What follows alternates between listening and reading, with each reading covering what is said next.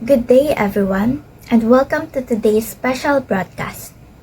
Imagine this: billions of pesos are poured into flood control projects. Yet every time the rain falls, every time a storm hits, our streets turn into rivers. The question is, why? Why is it that no matter where you look at, floods remain? This is more than just environmental issue. This is political, and let us dive into it. The issue is the endless flooding in the Philippines. This matters not only to me, but to all of us. This is not just personal. This affects all of us. It matters to all of us because flooding spares no one. Imagine life is already difficult, and flooding only multiplies the suffering. It makes the already difficult life of ordinary Filipinos even harder. And what makes it worse is that the root is not simply nature, but corruption. Instead of seeing progress, we watch as billions meant for flood control projects disappear into the pockets of politicians. Flooding has become a symbol of wasted opportunities, proof that our nation cannot move forward because greed drowns development.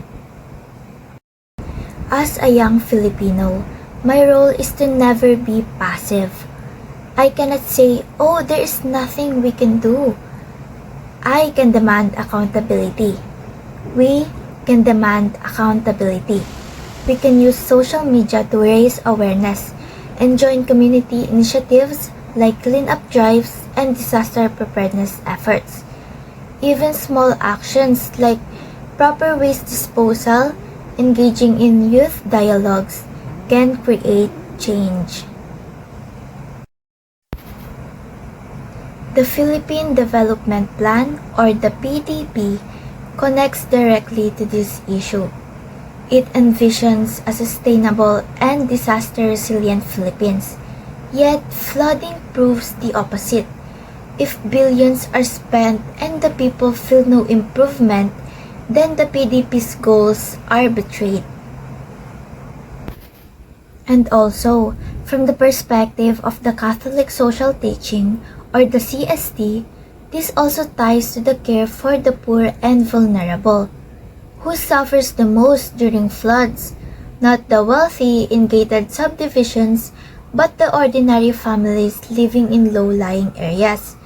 This crisis tests not only our national roadmap, but also our moral responsibility as a society. Mark Wilson Chua was a student who exposed corruption, even at the cost of his life. His courage inspires me. Following his examples, my small but meaningful action is to use my voice responsibly, especially online, to call out inefficiency and corruption when I see it.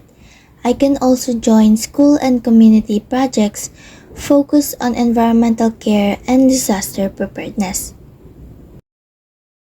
It may be small, but every voice in corruption matters. Mark's story reminds us that one brave act can spark national awareness. The 1987 Constitution's preamble speaks of truth, justice, freedom, and the common good. These values must guide me to seek the truth about where our taxes go, to demand justice for wasted funds, to fight for freedom from neglect, and to always put the common good above personal interest. As a citizen, I must not only know these values, but live with them. So here's the bottom line. Flooding is not just about rain. It is about responsibility. If billions are spent, yet nothing changes, we must ask, where did the money go? As young Filipinos, we hold the power to demand accountability, to shape a better future, and to prove that this generation refuses to drown in silence. Because in the end, if not us, then who? If not now, then when? I am Jenny V. Lamson, and thank you for listening. Let us stay informed, stay critical, and stay hopeful.